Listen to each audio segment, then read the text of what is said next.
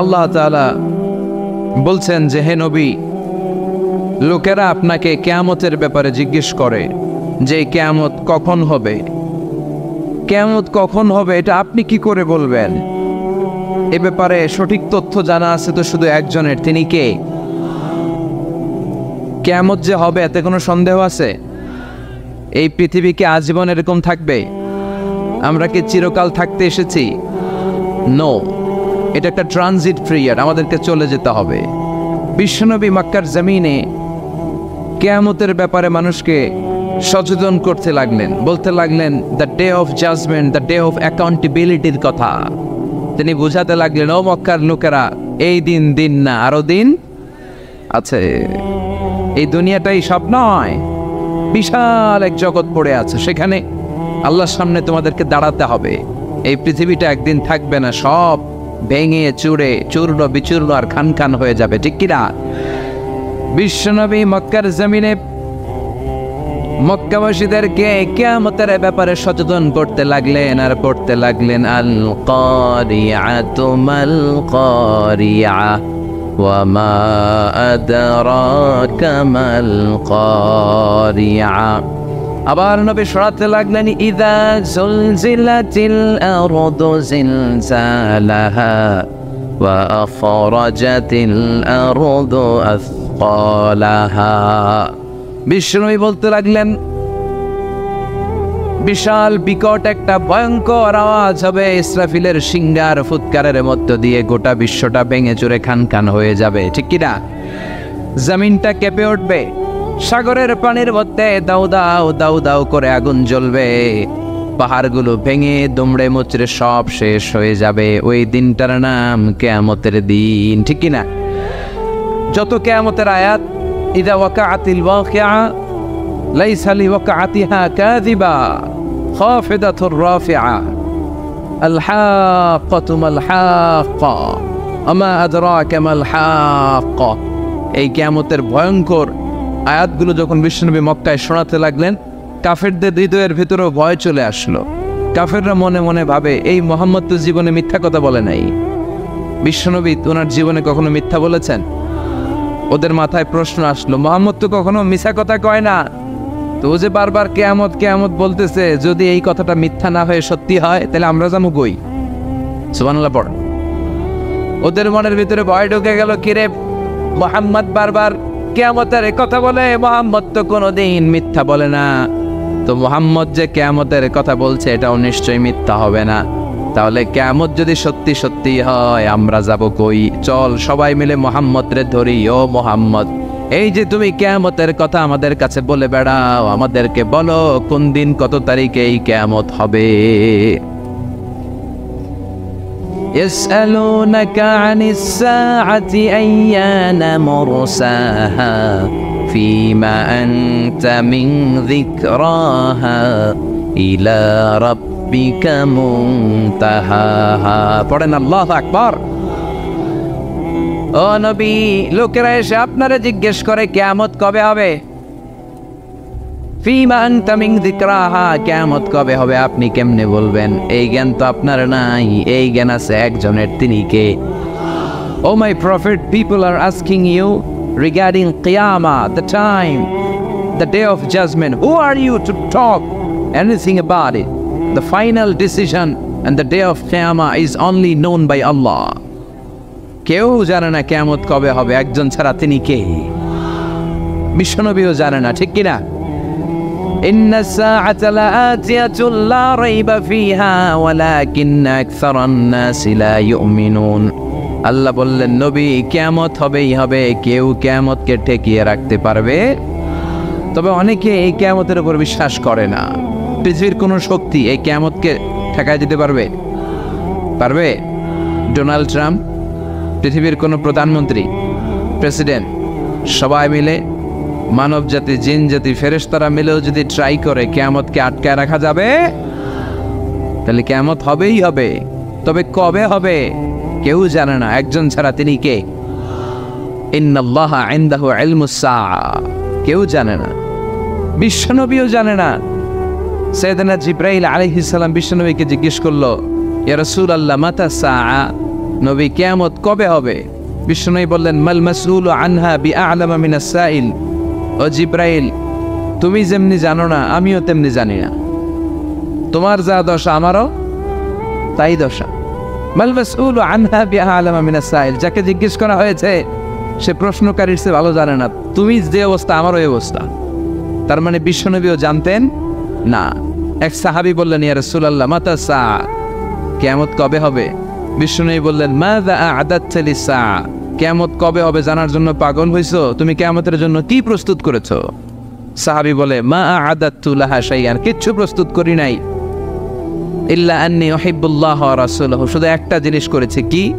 সে বলতে লাগলো একটা জিনিস আমি শুধু প্রস্তুত করেছি, সেটা হচ্ছে আমি আল্লাহরে আর আল্লাহর রাসূলরে খুব ভালোবাসি, এইটা ছাড়া আমার আর কিছু নাই। বিষ্ণু বললেন আনতা মা'a মান আহবাবতা ফাইন্নাকা মা'a মান আহবাবতা, ও সাহাবী তুমি যাদেরকে ভালোবাসো জান্নাতে তাদের সাথেই তুমি থাকবে।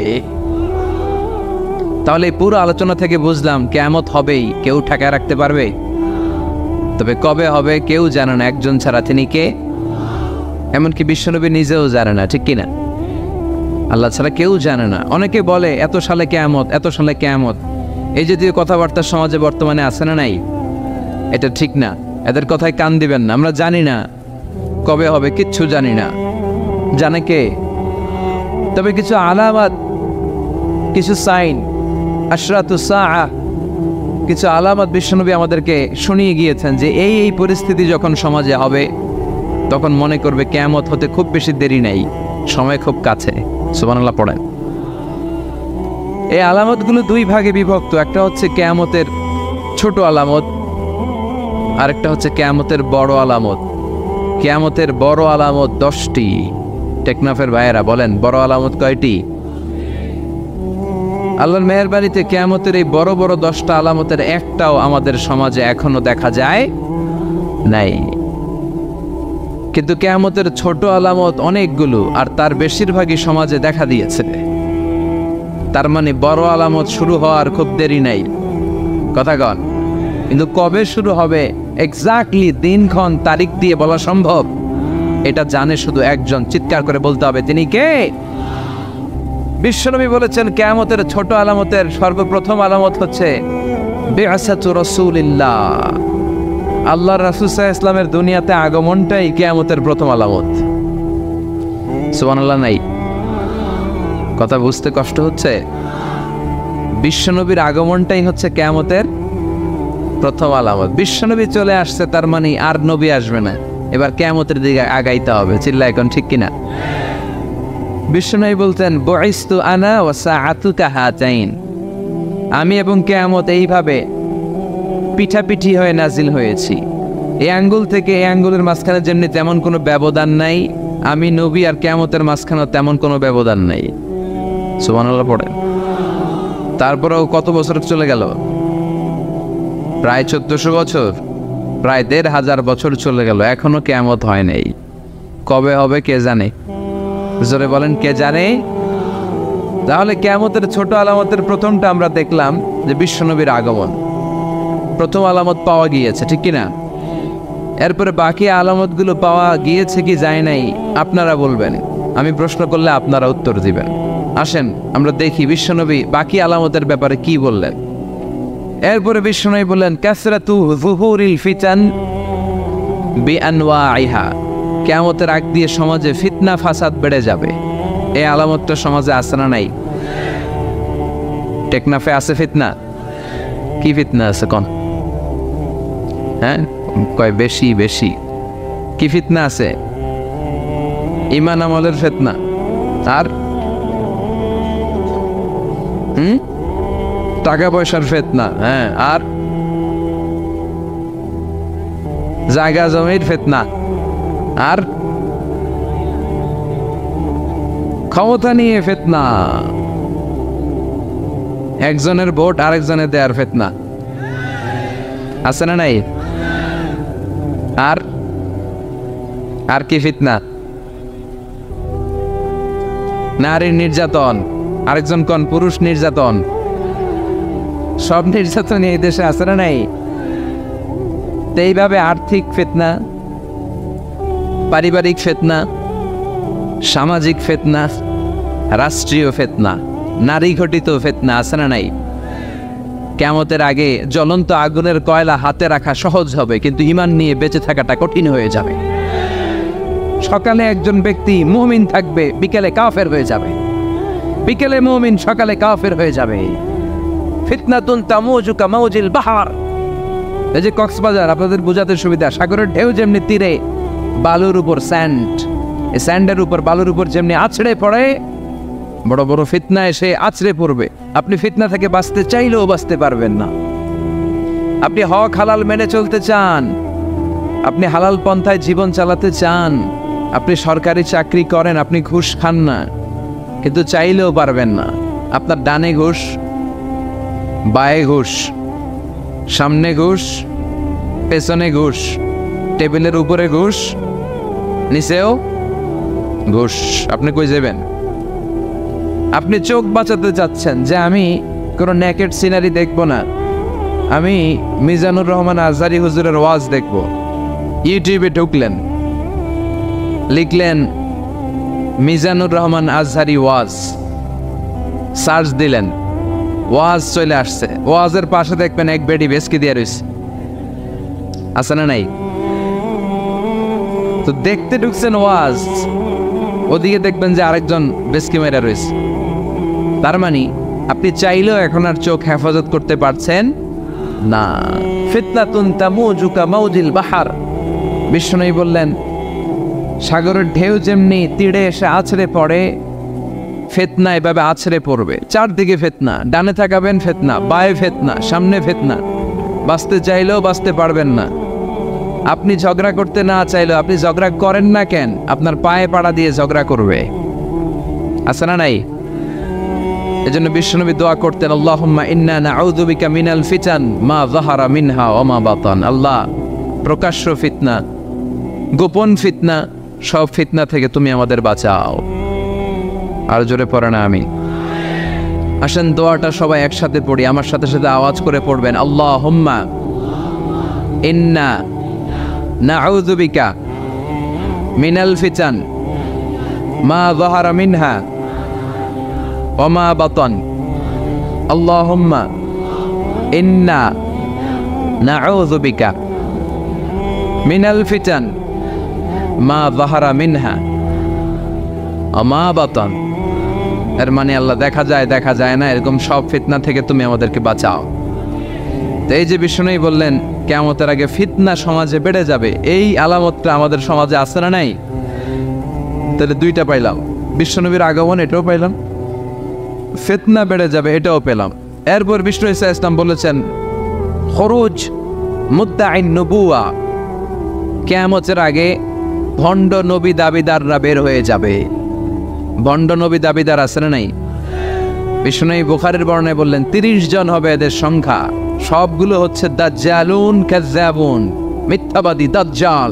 এগুলো একটাও নবী নয়। চিল্লায় এখন ঠিক কিনা? মা কানা মুহাম্মাদুন আবা আহাদিম মির রিজালিকুম ওয়ালাকিন রাসূলুল্লাহি ওয়া খাতামান নাবিয়্যিন। মুহাম্মদ তোমাদের কোনো পুরুষের পিতা নয়, তিনি হলেন আল্লাহর রাসূল, তিনি হলেন খাতামান নাবিয়্যিন, সর্বশেষ নবী। আমার নবীর পরে আর কোনো নবী আছে? আদম আলাইহিস সালাম থেকে শুরু করে বিষ্ণু ঈসা ইসলাম পর্যন্ত এই যে নবী আসার ধারাবাহিকতা, এটাকে আল্লাহ তাআলা বিশ্ব নবীর মাধ্যমে কাট আপ করে দিলেন। সুবহানাল্লাহ পড়েন। বিশ্ব নবী বলতেন, লা নাবিয়্যা বা'দি ওয়ালা রাসূলা, আমার পরে কোনো নবীও নাই, কোনো রাসূলও নাই। তবে লাউ কানা বা'দি নাবিয়্যুন লাকানা উমর, আমার পরে যদি কেউ নবী হওয়ার যোগ্যতা রাখে, আমার ওমরের ওই যোগ্যতা আছে। সুবহানাল্লাহ পড়বেন না? ওমরে ফারুক এমন একজন ব্যক্তিত্ব ছিলেন, উনি যদি কোনো রাস্তা দিয়ে হাঁটতো, শয়তান ওমরে ফারুককে দেখলে শয়তান ওই রাস্তা রেখে দিয়ে আরেক রাস্তা দিয়ে হাঁটতো। ওমরে ফারুক যেই রাস্তা দিয়ে হাঁটে, ওই রাস্তা দিয়ে শয়তান হাঁটে না। এজন্য ওমরের মতো একটা নেতার দরকার আছে না নাই? প্রভু তুমি বলেছ রাসূল দেবে না, বলনি দেবে না, ওমর বলনি দেবে না, হামজা তারিক খালিদ বিজয়ী সমর প্রভু তুমি বলেছ রাসূল দেবে না, বলনি দেবে না ওমর, বলনি দেবে না হামজা তারিক। খালিদ বিজয়ী সমর প্রভু তুমি বলেছ রাসূল দেবে না, ঠিক কি না? ওমরে ফারুক নবী হয়ে যেত, কিন্তু যেহেতু নবী হওয়ার যোগ্যতা কারো নাই, সুযোগ নাই, এজন্য বিশ্বনবীর পরে কেউ নবুয়তির দাবি করতে পারবে। কিন্তু বিশ্বনবীর জীবদ্দশায় মুসাইলামাতুল কাযযাব নামে এক ভণ্ড নবী দাবিদারের আবির্ভাব ঘটেছিল। সে এসে বলল, হে মুহাম্মদ, আন-নবুওয়াতু নিসফুন লাকা ওয়া নিসফুন লি। মুহাম্মদ, নবুয়ত পুরাটা তোমার না, অর্ধেক তোমার অর্ধেক আমার, আমারটা আমারে দাও।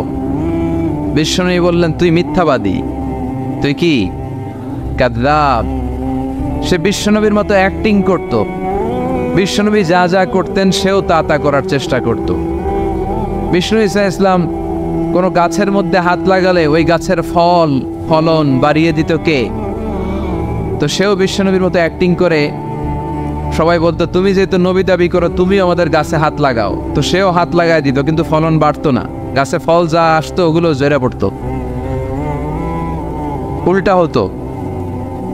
বিষ্ণু ঈসা ইসলামের কাছে সবাই এসে বলতো, ইয়া রাসূলুল্লাহ, আমাদের কুয়ার পানিগুলো লবণাক্ত, আপনি দোয়া করেন। বিষ্ণুনবী অজু করে অজুর কুলির পানি কুয়ার মধ্যে ছাড়লে লোনা পানির কুয়া মিঠা পানিতে রূপান্তরিত হয়ে যেত। কিন্তু মুসাইলামারে যখন সবাই ধরতো, মুসাইলামা তুমি তো নবী দাবি করো, চলো, ও যে কোনো মিঠা পানির মধ্যে কুলি মারলে ওটা লোনা পানি হয়ে যেত। রিঅ্যাকশন করতো, কি করতো? বিশ্বনবীটা করতো অ্যাকশন, আর ওটা করতো রিঅ্যাকশন। এরপর বিষ্ণু ঈসা ইসলাম মদিনার নিউ বর্ন বেবি, নবজাতক বাচ্চাদের মাথায় হাত বুলিয়ে দিলে বাচ্চাদের মাথার চুল বড় হয়ে যেত। আর মুসাইলামা যেই বাচ্চাদের মাথায় হাত বুলিয়ে দিত, চুল বড় হওয়া তো দূরের কথা, ওইটির মাথায় চুলই উঠতো না, আর আজীবন থাকতো টাক মাথা। নাউজুবিল্লাহ পড়বেন না, কারণ এটা বিশ্ব নবী। এটা কি নবী? এই নবীর সম্মানের মতো সম্মান পৃথিবীর কোন নবীর আছে? উনি হচ্ছেন খাতামুন নবিয়্যিন, শেষ নবী, সর্বশ্রেষ্ঠ নবী, তিনি নবীদেরও নবী। চিল্লায় কোন ঠিক কিনা? এভাবে অনেকে নবুয়তের দাবিদার শাস্তে চেয়েছে। এই যে আমরা কাদিয়ানি সম্প্রদায়ের ব্যাপারে বলি, এরা নিজেদেরকে আহমদী মুসলমান বলে। কি মুসলমান? আহমদী মুসলমানের কোনো আলাদা মুসলমান নাম আছে? আমরা সবাই মুসলিম, চিল্লায় বলেন ঠিক কিনা? আল মুসলিমু মিল্লা ওয়াহিদা, পুরো মুসলমান এটা হচ্ছে এক জাতি। গোটা বিশ্বে মুসলমান নির্যাতিত হলে গোটা বিশ্বের সব মুসলমান চোখের পানি ঝরায় আর কাঁদে আর দোয়া করে, চোরে কোন ঠিক কিনা? নিউজিল্যান্ডে মারা গেল, আমাদের হৃদয়ে ব্যথা আছে না নাই? আরাকানে মারা যায়, আমাদের রক্তক্ষরণ আছে না নাই? ফিলিস্তিনে শহীদ হয়, তাদের জন্য আমাদের দোয়া আছে না নাই? দুর্ভাগ্যবশত আমরা ইহুদিদের ষড়যন্ত্রে পা দিয়ে টুকরা টুকরা হয়ে গিয়েছে, আলাদা আলাদা দল আর গোত্রের কোনো শেষ নাই। এত মায়ের খাওয়ার পরেও আমরা ঐক্যবদ্ধ হওয়ার প্রয়োজনীয়তা অনুভব করছি না। মুসলিম তো এমন দল, এটা দেহের মতো, কাজাসাদিন ওয়াহিদ। দেহের চোখে ব্যথা হলে যেমনি সারা দেহটা কষ্ট পায়, হাত কেটে গেলে যেমনি পুরো দেহটা কষ্ট ভোগ করে, গোটা বিশ্বের কোথাও একজন মুসলমান আক্রান্ত হলে গোটা বিশ্বের মুসলমানরা কাঁদে, জোরে কোন ঠিক কিনা? যদি আমাদের একটা সেন্ট্রাল লিডারশিপ থাকতো, নেতৃত্ব দেওয়ার মতো, যার নেতৃত্বে আমরা জিহাদের ময়দানে ছুটে যেতাম, আমরা অপেক্ষা করছি ওই নেতার জন্য, ইমাম আল মাহদি আসবে একদিন, চিল্লায় এখন ঠিক কিনা? আমাদের যদি একটা সেন্ট্রাল মিলিটারি থাকতো, সেনাবাহিনী, ওয়াআইদ্দু লাহুম মাসতাতা'তুম মিন কুওয়া ওয়া মির রিবাতিল খাইল তুরহিবুনা বিহি আদুওয়াল্লাহি ওয়া আদুওয়াকুম। আল্লাহ বলে তোমাদের মিলিটারি সেনাবাহিনী প্রস্তুত রাখো, কিন্তু আমাদের 50টারও বেশি দেশে, 50টারও বেশি মুসলিম দেশ, আমাদের নিজস্ব মিলিটারি নাই। কথা কোন ঠিক কিনা? এই 50টা দেশের একটা যৌথ সেনাবাহিনী থাকার দরকার আছে না নাই? যদি থাকতো তাহলে কোন দেশে যদি মুসলমানদেরকে আক্রমণ করা হতো, আমাদের মিলিটারি সেখানে যে দুর্বার আন্দোলন আর প্রতিরোধ গড়ে তুলতো, চিল্লায় এখন ঠিক কিনা? কিন্তু আমাদের এই লিডারশিপ নাই। এই মির্জা গোলাম আহমদ কাদিয়ানি, পাঞ্জাবের এক লোক, সে নিজেকে দাবি করেছে আমি হচ্ছে শেষ নবী। এরপর হঠাৎ করে কে আমি হলাম ইমাম মাহাদি, এরপর কে আমি হলাম ঈসা আলাইহিস সালাম। নাউজুবিল্লাহ পড়বেন না? এই লোকটার মৃত্যু হয়েছে পায়খানার ভিতরে, টয়লেট ভাঙ্গা ভিতরে পড়ছে, পেশাব পায়খানা খাইতে খাইতে খাইতে খাইতে আর খাইতে পারে না। আল্লাহকে আরো খা বেয়াদব। এই টয়লেটের পায়খানা খেতে খেতে দুনিয়া থেকে বিদায়। এজন্য বিশ্ব নবীর পরে কেউ যদি নবুয়তির দাবি করে, এটা কি মুসলমান? এগুলো কি ফতোয়া তো আপনারাই দিতে পারতেছেন। কারণ লা ইলাহা ইল্লাল্লাহ বললে মুসলমান হওয়া যায়? তাকে বলতে হবে লা ইলাহা ইল্লাল্লাহ মুহাম্মাদুর। তারা দ্বিতীয় অংশটা মানে না, আল্লাহ রাসূল সাল্লাল্লাহু আলাইহি ওয়াসাল্লাম যে শেষ নবী এটা মানে না। তো তারা এদেশে জন্ম, এদেশে হিন্দুরাও তো থাকে, বৌদ্ধরাও থাকে, তো ওদের থাকতে সমস্যা কি? কোনো সমস্যা নাই, থাকো। কিন্তু তোমরা বিশ্বনবী যে শেষ নবী এটা মেনে থাকো, যেহেতু মুসলমান দাবি করো। আর যদি না মানো তাহলে তোমরা কোন ধর্মের এটা জাতির কাছে স্পষ্ট করে দাও, নিজেদের অবস্থানকে স্পষ্ট করো। কথাবার্তা ক্লিয়ার না সব? মুসলমান হলে ইসলামের নিয়ম মানতে হবে, নতুন কোন নিয়ম ইসলামের ভেতরে ঢোকানো যাবে। তাহলে এই যে বিশ্বনবী বললেন নতুন নতুন নবী দাবিকারী লোকজন সমাজে বেড়ে যাবে, এই আলামতটাও আছে না নাই? এরপর বিশ্বনবী বললেন কাসরাতুল হারাজ, কিয়ামতের আগে হারাজ বেড়ে যাবে। সাহাবীরা বললেন ওয়ামাল হারাজু ইয়া রাসূলুল্লাহ, হে আল্লাহর রাসূল সাল্লাল্লাহু আলাইহি ওয়াসাল্লাম হারাজ কি? বিশ্বনবী বললেন হাযা হুয়াল হারাজ। কি বুঝলেন? ফাইট, কেতাল, মারামারি, ফায়ার, অন্যায়ভাবে মারা হবে। এই যে আজকে মারছেন একজন খ্রিস্টান লোক, 50 জনরে নিউজিল্যান্ডে শেষ করে দিল। বিষ্ণু বললেন কিয়ামতের আগে যিনি মারবে তিনি জানবেন আমি কেন মারলাম।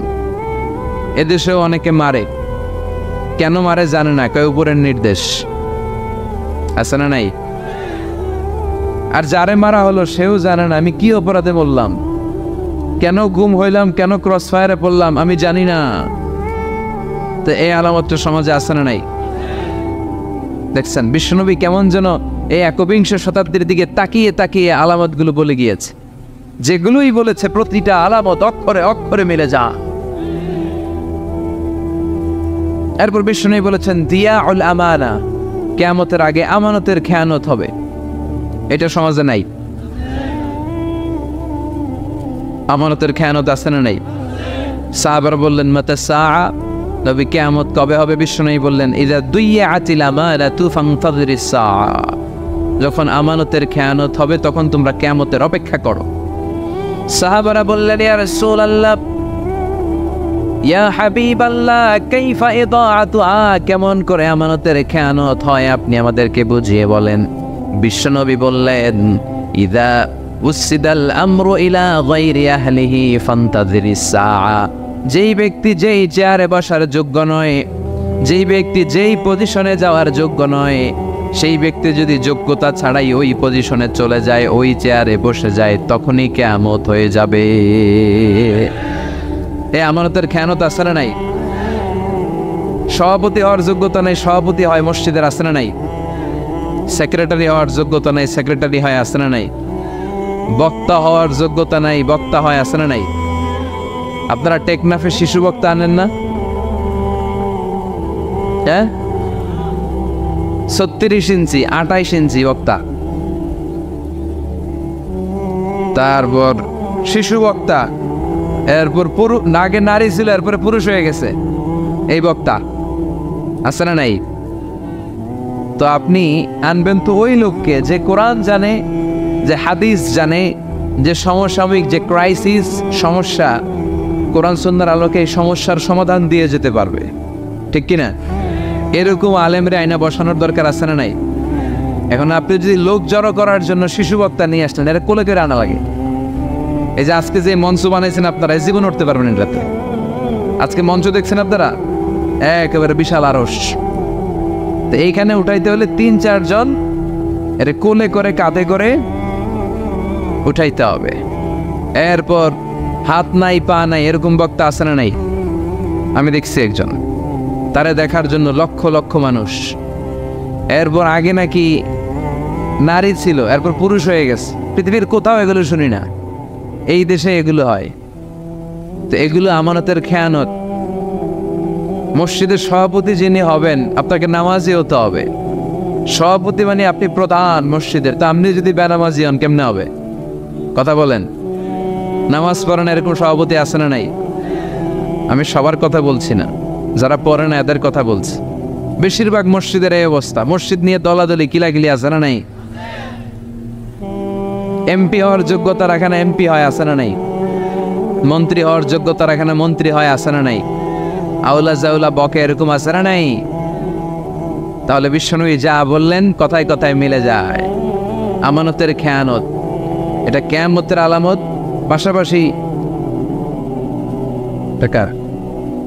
পাশাপাশি এটা মুনাফিকের আলামত। মুনাফিক কখনো আমানতের হেফাজত করে না, খেয়ানত করে। চিল্লায় এখন ঠিক কিনা? এটা মুনাফিকের আলামত। এজন্য আমরা যেন আমানতের খেয়ানত না করি। বিশ্বনবী কোনদিন আমানতের খেয়ানত করেছে? কথা বলেন। ওয়াল্লাযীনা হুম লিআমানাতিহিম ওয়া আহদিহিম রাউন। মুমিন বান্দার বৈশিষ্ট্য, তারা আমানতের হেফাজত করে আর প্রতিশ্রুতি রক্ষা করে। আমাদের অনেকে প্রতিশ্রুতি রক্ষা করে না। মাইক পাইলে দেদারসে বলে এইটা দিমু ওইটা দিমু, এই করমু, এলাকার উন্নয়ন, ওইটা সেটা সব দিয়ে হলামু, কিন্তু সময় মতো সে কিছুই করতে চায় না। আছে না নাই? টেকনাফে আলহামদুলিল্লাহ নাই। আপনারা জানেন আপনাদের কি অবস্থা। তো এই জন্য এই আমানতের খেয়ানত গোটা বিশ্বব্যাপী, এই আলামতটা সমাজে আছে না নাই? এরপর বিষ্ণু বলেছেন আত-তাতাউন ফিল বুনিয়ান, কিয়ামতের আগে মানুষ বড় বড় বিল্ডিং বানানোর প্রতিযোগিতা করবে, কে কার চেয়ে বড় বিল্ডিং বানাইতে পারে। বিষ্ণু বললেন, দেখেন কত সুন্দর কথা মিলে যায়। ওয়ান তারাল হুফাত আল উরাত আল আলাতা রিয়া আশা ইয়াতাতাওয়ালুনা ফিল বুনিয়ান, তোমরা দেখবে পায়ে দেওয়ার মতো জুতা ছিল না, গায়ে দেওয়ার মতো জামা ছিল না, এরকম গরিব লোকগুলো সমাজে হঠাৎ করে হুরু হুরু করে ধনী হয়ে যাবে। এরপরে বিল্ডিং বানানোর প্রতিযোগিতা, খালি প্রতিযোগিতার কম্পিটিশন। ওর 5 তলা আমার লাগবে 10 তলা, ওর 10 তলা আমার লাগবে 20 তলা, ওর 2টা গাড়ি আমার লাগবে 3টা গাড়ি। আছে না নাই?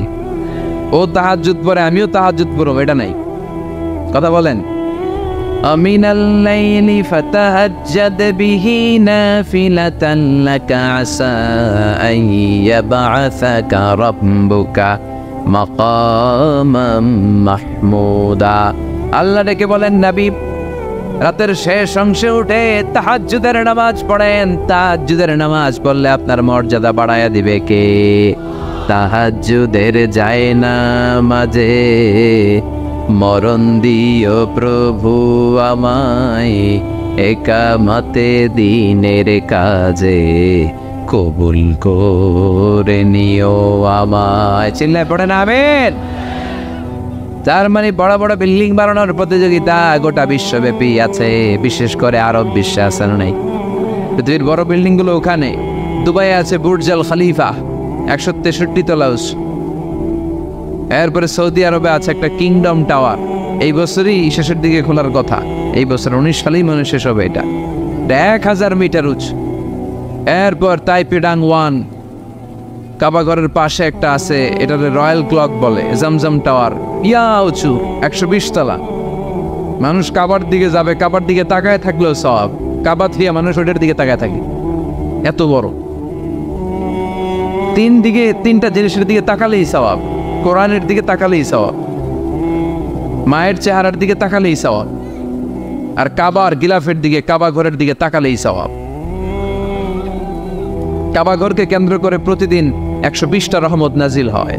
সিদ্দিন আলী তাইফিন 60টা রহমত যারা তাওয়াফ করে তাদের উপর। আর বাইন লিল মুসাল্লিন 40টা রহমত যারা নামাজ পড়ে। 60 আর 40 কত হইল? বাকি আছে কয়টা? 20টা। ওয়ালা 20 লিন্নাজিরিনা ইলাল কাবা। আর বাকি 20টা রহমত যারা নামাজও পড়ে না, তাওয়াফও করে না, শুধু কাবার দিকে তাকিয়ে থাকে। সুবহানাল্লাহ পড়বেন না? ওই কাবা ঘরের পাশে একটা বানাইছে বিশাল জমজম টাওয়ার 120 তলা। সবাই ওইটার লগে ছবি তোলে, খালি সেলফি। আছে না নাই? এগুলো কিয়ামতের আলামত। বড় বড় টাওয়ার বানানো, প্রতিযোগিতা শুরু হয়ে যাওয়া। এরপর বিষ্ণু বললেন যুহুরুন নিসা আল কাসিয়াত আল আরিয়াত আল মাইলাত আল মুমিলাত। কিয়ামতের আগে পোশাক পরিহিতা উলঙ্গিনী নারীদের প্রচার প্রসার সমাজে বেড়ে যাবে। আছে না নাই? বোরকাও পড়ে, আবার সব টের পাওয়া যায়। বোরকাও পড়ে, উঁচু নিচু ভাঁজ বোঝা যায়, তার মানে পাতলা বোরকা। মশারি কি পাতলা, এর চেয়েও পাতলা। আছে না নাই?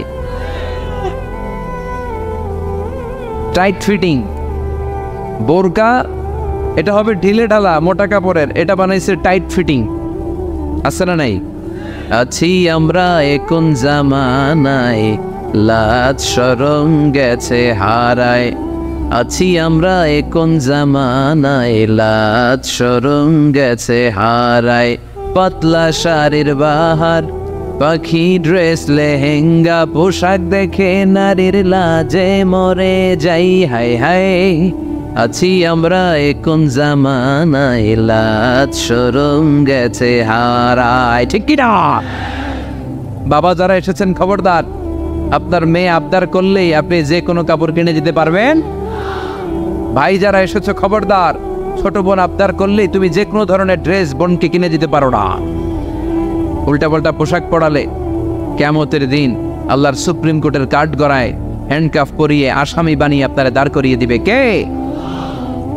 বিশ্বনবী বললেন কিয়ামতের আগে এই জাতীয় বোরকা পরিহিতা উলঙ্গিনী নারী বেড়ে যাবে। মাইলাত আল মুমিলাত, তারা নিজেদেরকে অ্যাট্রাকটিভ মোডে যুবকদের সামনে পেশ করবে, আর তারা নিজেরাও যুবকদের প্রতি আকৃষ্ট হয়ে যাবে। লা ইয়াদখুলুল জান্নাতা ওয়ালা ইয়াজিদনা রিহাহা, এরা জান্নাতে তো ঢুকবে না, পাশাপাশি জান্নাতের ঘ্রাণও কোনোদিন এদের নাকে লাগবে না। আর জান্নাতের ঘ্রাণ 500 বছর দূরে থাকতেই পাওয়া যায়। এখান থেকে জান্নাতে পৌঁছতে লাগবে আমার 500 বছর, এত দূরে থাকতেই জান্নাতের ঘ্রাণ এসে আমার নাকে ধাক্কা মারবে। তারপরেও এরা জান্নাতে তো ঢুকবেই না, জান্নাতের ঘ্রাণও পাবে না। এজন্য আমার মায়েরা, আমার বোনেরা খবরদার, টেকনাফের মেয়েরা পর্দাশীল, এটা আমি জানি, অনেক পর্দাশীল। সাগর পাড়ের মেয়েরা পর্দাশীল হয়, আল্লাহ তুমি এদেরকে কবুল করো। আমার বোনেরা যাদের কানে আপনার মাইকের আওয়াজ যায়, আপনারা বোরকাগুলো ঢিলে ঢালা বানাবেন, টাইট বানাবেন না, একটু মোটা কাপড় দেখে বানাবেন। বিজাতিদের কোনো স্টাইল ফলো করবেন না, পুরুষদের কোনো পোশাক নিজেরা নেবেন না। আর বাইরে যাওয়ার আগে বোরকার উপরে ঝাঁঝালো আতর আর পারফিউম মাখবেন। বিশ্বনবী এদেরকে বলেছেন জানিয়া, যারা পারফিউম মেখে বের হয় আর তার ঝাঁঝালো ঘ্রাণ পেয়ে পুরুষরা তার দিকে আকৃষ্ট হয়, সে জানিয়া, জিনাকারিনী। এজন্য খবরদার, হেজাব আপনার অধিকার, এই হেজাব আপনার অহংকার, এই হেজাব, এই পর্দার বোরকা আপনার আভিজাত্যের প্রতীক। আপনি কেমন মেয়ে, কোন বংশের মেয়ে, কোন ঘরের মেয়ে, আপনার পোশাক দেখলে টের পাওয়া যায়। বিশ্বনবী বলেছেন কিয়ামতের আগে এগুলো বেড়ে যাবে। এগুলো আমাদের বাংলাদেশে আছে না নাই? এরপরে বিশ্বনবী বললেন আতাআর রাজুলু যাওজাতাহু ওয়া আক্কা উম্মাহু, কিয়ামতের আগে বিয়ের পরে ছেলেগুলো মাকে ভুলে যাবে, বউয়ের পিছনে দৌড়াবে। এরকম আছে না নাই? টেকনাফে কি অবস্থা? হ্যাঁ, মারে ভুলে যায়। যেই মা 8 মাস 10 মাস পেটের মধ্যে রাখলো, এত বড় একটা বস্তা হয়ে গিয়েছিল আমার মায়ের পেটটা। আমরা যখন মায়ের পেটে ছিলাম, আমার মায়ের পেটটা কি হয়েছিল? বস্তা। এই বস্তা নিয়ে আমার মা টয়লেটে যেত রাত্রিবেলায়। আহা, কি কষ্ট দিয়েছি আমরা। এই বস্তাটা নিয়ে মা শুইতে পারতো না, বসতে পারতো না, কয়েক জায়গায় ধরে এরপরে আস্তে আস্তে উঠতো। এই বস্তাটা নিয়েই প্রতিদিন রান্না করে আমার বাবারে খাওয়াতো। কথা বলে, আমার অন্যান্য ভাই বোনগুলারে খাওয়াতো এই বস্তাটা পেটে নিয়ে। একজন সুস্থ মানুষ, ডাক্তাররা বলে 45 ইউনিট পেইন, মানে 45 ইউনিট ব্যথা একসাথে সহ্য করার ক্ষমতা রাখে। ব্যথার মাত্রা যদি এর চেয়ে বেড়ে যায় তাহলে লোকটা হয় বেহুশ হয়ে যাবে, নয় মরে যাবে। আমাকে আর আপনাকে আমার মা যেদিন ডেলিভারি দিয়েছিল, যেদিন আমরা ভূমিষ্ঠ হয়েছিলাম, সেদিন আমার আর আপনার মা 45 নয় 57 ইউনিট প্লাস, 57 ইউনিটেরও বেশি ব্যথা ওই দিন সহ্য করেছিল। যেই ব্যথাটা কোনো সড়ক দুর্ঘটনায়, কোনো অ্যাক্সিডেন্টে আপনার শরীরের 20টা হাড়, 206টা হাড়ের মধ্যে থেকে 20টা হাড় বা হাড্ডি একসাথে টাস টাস করে ভেঙে গেলে যত ব্যথা, তার চেয়েও বেশি ব্যথা। চিল্লায় বলেন আল্লাহ আকবার। এই জন্য আল্লাহ বলে খবরদার মায়ের সাথে খারাপ আচরণ করো না। 3 কারণে বাবার চাইতে মায়ের মর্যাদা বেশি। এক হলো হামালাতু উম্মুহু, বাবা তোমারে পেটে ধরে নাই, পেটে ধরেছে কে? 2 নাম্বার ওয়াহানানা আলা ওয়াহান, ব্যথা জ্বালা যন্ত্রণা বাবা তোমার জন্য সহ্য করে নাই, করেছে কে? 3 নাম্বার ওয়াফিসালুহু ফি আমাইন, 2 বছর বাবা তোমারে দুধ খাওয়ায় নাই, দুধ খাওয়ালো কে? বিষ্ণু বললেন লাউ কাতালতা জিলদাক, তোমার এই চামড়া কেটেও যদি মায়ের পায়ের 2টা জুতা বানিয়ে দাও, ওই যে 2 বছর দুধ খেয়েছো, ওই দুধের 1 ঢোক দুধের সৌদ কি আদায় হবে?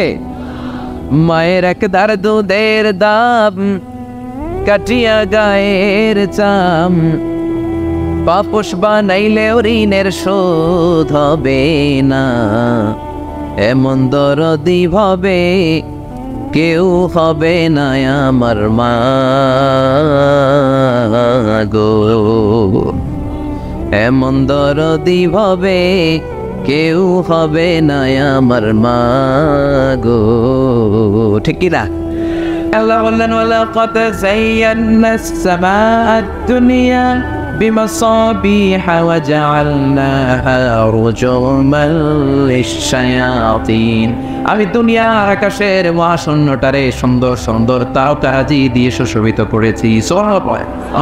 আবার এই তারা দিয়ে মাঝে মাঝে শয়তানকে প্রহার করেছি। তারা দিয়ে শয়তানকে প্রহার করে কে? আল্লাহ। এরপরে প্রথম রুকুর শেষের দিকে আল্লাহ বললেন ওয়াসিররু قولكم أو اجهروا به إنه عليم بذات الصدور واسروا قولكم أو اجهروا به, তোমার কথা তুমি জোরে বলো কিংবা আস্তে বলো, কথাগুলি শোনে কে? কেউ যেটা শোনে না শোনে কে? দরজা বন্ধ করে লাইট বন্ধ করে আপনি পাপ কাজ করছেন, কেউ দেখে নাই, দেখেছে কে? 7 আকাশের উপরে আল্লাহ, 7 আকাশের উপরে আরশের উপরে আল্লাহর অবস্থান। এত উপর থেকে সপ্ত জমিনের নিচেও কোন একটা বাক্সের ভিতরে ছোট্ট একটা কৌটোর ভিতরে যদি একটা পিঁপড়া হেঁটে চলে, আল্লাহ বলে আমি এত উপর থেকে ওই পিঁপড়ার হেঁটে চলার আওয়াজটাও শুনতে। এজন্য আল্লাহ বলেন আমি সব শুনি, আমি আলিমুম বিযাতিস সুদূর, অন্তরে অন্তরে তোমরা কি ভাবো সে কথাও জানে কে? এরপর আল্লাহ বললেন ওয়াল্লাযী جعل لكم الأرض ذلولا فامشوا في مناكبها وكلوا من رزقه وإليه النشور। সুবহান আল্লাহ। তিনি এমন সত্তা যিনি তোমাদের জন্য জমিনটারে সমতল করেছেন, এই পৃথিবীটারে লেভেল প্লেইং ফিল্ড বানিয়ে দিয়েছে কে? এই যে আজকের প্যান্ডেল, এটা লেভেল প্লেইং ফিল্ড হয়েছে না? প্যান্ডেলের এদিকে উঁচা, এদিকে নিচা, এদিকে খাড়া, এদিকে গর্ত, বসা যাইতো। আমার কেউ দেখতো কেউ দেখতো না, সিলে আসে না নাই? কিন্তু আজকে আল্লাহ পৃথিবীটারে জালুলা মানে সাহালাতুল মাসালিক, চলতে ফিরতে সুবিধা। জালুলার তাফসীর আল্লাহ অন্য জায়গায় করেছেন ফিরাশা, আল্লাযী জাআলা লাকুমুল আরদা, আমি জমিনটা বিছানা বানিয়ে দিয়েছি। জমিনটা তো বিছানা রে ভাই। বিমান থেকে আপনি বিমানের জানলা সিটে যদি বসেন, আপনি গ্লাস খুললে দেখবেন যে বিছানার মতো লাগে। আপনি 14,000 ফিট দিয়ে যখন এক জায়গা থেকে আরেক জায়গায় যাবেন, আপনার মাঝে মাঝে হেলিকপ্টারও যায়, আর নিচ দিয়ে 500-600 ফিট উপরে হেলিকপ্টার চড়ে, তখন দেখা যায় কি সুন্দর কার্পেট। মনে হয় যে এই ফরিদপুর জেলা, এই টাঙ্গাইল জেলা, এই রাজশাহী বিভিন্ন কালারের কার্পেট বিছানো মানুষ। সুবহানাল্লাহ পড়বেন না? সুবহানাল্লাহ। আবার আল্লাহ বললেন গলার কার্পেট দেখে মনে করিস না তোরা বেঁচে গেলে, এই কার্পেটের ভিতরে আগুন আছে না নাই? নিচেও আযাব উপরেও আযাব, মাঝখানে তোদের অবস্থান। আমার নেয়ামতের শুকরিয়া করলে বাড়ায় দেবে কে? আর কুফরি করলে শাস্তি আছে না নাই? আল্লাহ সব সময় ধরে না, কিন্তু ধরলে ধরে না, ধরলে আল্লাহ ধরলে ছাড়ে না, কিন্তু সব সময় ধরে না। সুবহানাল্লাহ পড়ে। আল্লাহ ছাড় দেয় কিন্তু ছেড়ে দেয় না। মুখস্থ থাকবে কথাটা। আল্লাহ কি দেয়? কি দেয় না? ফেরাউনকে কি দিছিল? সান দিছে। নমরুদরে কি দিছে? এখনো দেখা যায় আল্লাহ অনেকরে কি দেয়, কিন্তু সে আল্লাহ তাদেরকে ছেড়ে দেয় আর নয়। চিল্লায় এখন ঠিক কিনা? আল্লাহ ডেকে বললেন গোলাম, এই কার্পেটের মতো জমিন বানালাম, বিমান দিয়ে তাকালে দেখবা কি সুন্দর কার্পেট। أأمنتم من في السماء أن يخسف بكم الأرض فإذا هي تمور এই কার্পেটের নিচে এমন আগুন আমি রেখে দিয়েছি, জমিনটা যদি কেঁপে ওঠে আগুন বের করে দিবে কে? তোমরা কি মনে করছো তোমরা বেঁচে যাবা? ইয়াখসিফা বিকুমুল আরদ, খাসফ মানে ল্যান্ডস্লাইড, ভূধস। খাসফ মানে কি? ভূমিধস। কারণ কি এই শাস্তি দিয়ে মারছে? এখানে বলছে ইয়াখসিফা, ওখানে বলছে ফাখাসাফনা বিহি ওয়া বিদারিহি আরদ। ল্যান্ডস্লাইড, ভূমিধস দিয়ে সব শেষ করে দিতে পারে কে? ভূমিকম্প দিয়ে শেষ করে দিতে পারে কে? এই মাটির ভিতরে আগুন আছে না নাই? ওয়াল বাহরি মাসজুর, আল্লাহ বলে ফুটন্ত টকবকে সাগরের কসম আমি খাই, সাগরের ফুটন্ত পানির কসম খাই। আপনারা সাগরের মধ্যে কখনো ফুটন্ত গরম পানি দেখছেন? কথা কর, সাগরের পানি কি ঠান্ডা না গরম? ফ্যানের ভাইয়েরা চিল্লায় বলতে হবে, সাগরের পানি ঠান্ডা না গরম? ঠান্ডা। কিন্তু আল্লাহ বললেন ওয়াল বাহরি মাসজুর, টকবকে ফুটন্ত সাগরের পানির কসম। তার মানে সাগরের নিচে আগুন আছে। আমেরিকার নেভাল একাডেমির চিফ ইঞ্জিনিয়ার উনি গবেষণা শুরু করলেন, সাগরে আবার আগুন আসে থেকে। উনি সাগরের ভেতরে পায়ে ঢুকাতে লাগলেন, ঢুকাতে ঢুকাতে উনি সাগরের তলা পেলেন, তলার পরে মাটি পেলেন, তারপরে পেলেন পাললিক শিলার স্তর, তারপরে রূপান্তরিত শিলার স্তর, তারপরে মার্বেল পাথরের শিলার স্তর, তারপরে আগ্নেয়গিরির শিলার স্তর। এরপরে যখন পায়ে ঢুকায় পাইপের খুঁজে পাওয়া যায় এত গরম, এত আগ্নেয়গিরির লাভা আর গলে গলে পাইপগুলো পানি হয়ে যায়। সুবহানাল্লাহ করবেন না? চিফ ইঞ্জিনিয়ার তো খাইছে পেঁচে, এটা তো সাধারণ আগুন না, এটা তো ভয়ঙ্কর আগুন। দেখি তো এই আগুনের টেম্পারেচার কি পরিমাণে আছে। সে বলল I need fire proof pipe, just bring from America. America থেকে বিশাল রণতরিতে করে জাহাজে করে ফায়ার প্রুফ পাইপ নিয়ে আস। ফায়ার প্রুফ বুঝে মানে যেই পাইপে আগুন ধরেন, আগুনে রাখবেন কিন্তু গলবে না, ফায়ার প্রুফের পাইপ বানাবেন। আবার ঢুকাতে লাগলেন, সাগরের তলে মাটি পেলেন, মাটির পরে পাললিক শিলার স্তর, রূপান্তরিত শিলার স্তর, মার্বেল পাথরের শিলার স্তর, তারপরে আগ্নেয়গিরির শিলার স্তরের পরে যখন ফায়ার প্রুফের পাইপ ঢুকাতে লাগলেন, তিনি দেখলেন ফায়ার প্রুফের পাইপেও কাজ হয় না। ফায়ার প্রুফের পাইপগুলো গলে গলে ধোঁয়া আর পানি হয়ে যায়। সুবহানাল্লাহ না? তার মানে বিশাল টেম্পারেচারের আগুন জমিনের ভিতরে মজুদ রেখে দিয়েছে কে? আল্লাহ বলতে চান আল বাহরু জুনদুম মিন জুনুদিল্লাহ, আর রিহ বাতাস জুনদুম মিন জুনুদিল্লাহ। আল্লাহ স্বয়ং আগুন, জুনদুম মিন জুনুদিল্লাহ, আল্লাহর সোলজার। পানি আল্লাহর সোলজার। মুহূর্তের মধ্যে একটা ছাপটা যদি কক্সবাজারের 50 ফিটের ছাপটা বাংলাদেশে আসে, জাস্ট ডাউন, এক ঝাড়ু মেরে 150 কোটি মানুষ সাগরের ভিতরে ভরে ফেলতে পারে কে? আল্লাহ। বাতাসের গতিটা বাড়িয়ে যদি 70 কিলোমিটার বেগে ছাড়ে, 150 কিলোমিটার বেগে ছাড়লে ফেনী খুঁজে পাওয়া যাবে নাকি? ফেনী মুহূর্তের মধ্যে হয়ে যাবে হেনি। কথা কন, আর বাড়ি ফেনী, আর সাইড হেনি রেনি, আছে না নাই? শেষ। একটা বাতাসের ধাক্কা আসলে শেষ। একটা ভূমিকম্প, আপনারা 2004 সালে একটা ভূমিকম্প হয়েছে না? কি নাম ছিল? সুনামি। ইন্দোনেশিয়ার বান্দা আছে 3 লক্ষ শেষ, তামিলনাড়ুতে 1.5 লাখ শেষ, শ্রীলঙ্কায় 50,000 নেয়। খালি একটা ধাক্কা মুহূর্তের মধ্যে মানুষগুলোর সাগরের অতল তহবরে ঢুকায় দিল কে? সে আল্লাহ বললেন ভেবেছিস কার্পেট করে দিছে, এই কার্পেটের ভিতরে আগুন আছে না নাই? আবার আল্লাহ বললেন আমিনতুম মান ফিস সামাই আইয়ুরসিলা আলাইকুম হাসিবা ফাসাতা'লামুনা কাইফা নাযীর। হাসিবা, নিচে আমি আগুন রেখেছি, উপরে রেখেছি ঝঞ্ঝা বিক্ষুব্ধ মেঘ। এই মেঘের মধ্য দিয়ে শিলাবৃষ্টি দেওয়ার ক্ষমতা আল্লাহ আছে না নাই? হাসিবা মানে হচ্ছে পাথর বৃষ্টি। অনেক জাতিকে আল্লাহ তাআলা তাদের পাপ অন্যায়ের কারণে পাথর বৃষ্টি দিয়ে শেষ করে দিয়েছে, আছে না নাই? আপনারা কওমে লূতের নাম শুনেছেন?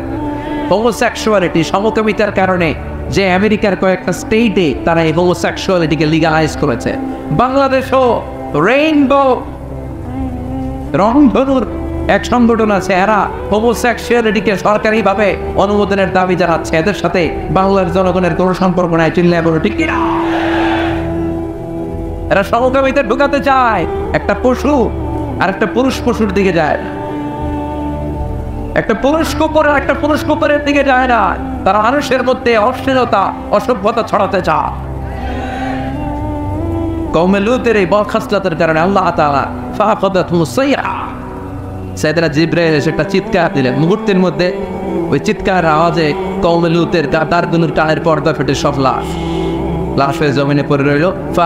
ফাজাআলনা আলিয়াহা সাফিলা, আল্লাহ বললেন জিবরাইল পুরো জায়গাটার জর্ডান এলাকার মাটিটারে হাতের মধ্যে তুলে উপর করে উল্টে দাও, উপরের মাটি নিচে, নিচের মাটি উপরের ভেতরে করে দিল কে? এরপর আল্লাহ বললেন ফাআমতারনা আলাইহিম হিজারাতাম মিন সিজ্জিল, আকাশ থেকে পাথরের বৃষ্টি ঢাললাম। যে আল্লাহ জর্ডানে পাথরের বৃষ্টি মারতে পারে, ওই আল্লাহ ঢাকাতে মারতে পারে কি পারে না? ফেনীতে মারতে পারে কি পারে না? চট্টগ্রামে নাকি ক্ষমতা আজ ওই রকম নাই? কথা বলে শিলাবৃষ্টি দিতে পারে। শিলাবৃষ্টি তো ফেনীতে হয় না, না দেখছে? হ্যাঁ, সাগরের উপরে পড়ো, সাগর উপরে এত বড় বড় শিলা পড়ো, টিনের চাল ভেঙেছে, আমি দেখেছি বিল্ডিং ভেঙেছে, গাছ ভেঙে শেষ, খেত খামার ফসল সব শেষ শুধু শিলাবৃষ্টিতে। আবার মাঝে মাঝে অ্যাসিড বৃষ্টি হয় পৃথিবীর অনেক দেশে, অগ্নি বৃষ্টি হয়, পাথর বৃষ্টি হয়, উল্কা বৃষ্টি হয়। এক একটা উল্কা পড়লে ফেনীর অবস্থা কি হবে? কথা উল্কা চিনেন? বিশাল বিশাল পাথরের খণ্ড মহাকাশে ঘুরে বেড়ায়, এগুলো মাধ্যাকর্ষণ শক্তি ভেদ করে মাঝে মাঝে পৃথিবীতে ঢুকে। অবশ্যই এগুলো মহাশূন্য থেকে পৃথিবীতে আসার আগে জ্বলে ছাই হয়ে যায়, কিন্তু মাঝে মাঝে ছাই হতে পারে না, পৃথিবীতে এসে পৌঁছায় বড় বড় বড় শিলাখণ্ড। এরকম সবচেয়ে বড় উল্কা পৃথিবীতে পড়েছিল সাউথ আফ্রিকার একটা সিটিতে, নাম হোবা শহরে পৃথিবীর সবচেয়ে বড় উল্কাটা পড়েছিল। এটার ওজন ছিল 60 মেট্রিক টন। এই মাহফিলের উপর যদি আর একটা পড়ে, কথা কই যাবে? বাঁচানোর কেউ আছে? এরপরও তার নাস্তিকগুলো আল্লাহর খুঁজে পায়, এরপরে ওরা আল্লাহ দেখে না, আল্লাহ চিনে না, ইসলাম মানতে চায় না, কোরআন মানতে চায় না, কোরআনের বিরুদ্ধে কথা বলতে চায়। আল্লাহ বলে নজর করে দেখ, জামিনের ভেতরে আমি আগুন প্রস্তুত করে রেখেছি, আকাশের উপরে আমি আযাব প্রস্তুত করে রেখেছি। যে পরিমাণে অন্যায় বাংলার জমিনে হয়, যে পরিমাণে সুদ খাওয়া হয়, ঘুষ খাওয়া হয়, যৌতুকের জন্য নারীদের উপর অত্যাচার করা হয়, যেই পরিমাণে এই দেশে গুম হয়, ক্রসফায়ার হয়, অন্যায়ভাবে ফাঁসির আদেশ হয়, যেই পরিমাণে এই বাংলার জমিনে অত্যাচার হয়, অনাচার হয়, যে কোনো মুহূর্তে উল্কাপিণ্ড, পাথরের বৃষ্টি, অগ্নি বৃষ্টি, শিলা বৃষ্টি দিয়ে মুহূর্তে বাংলার জমিনে শেষ করে দিতে পারে কে?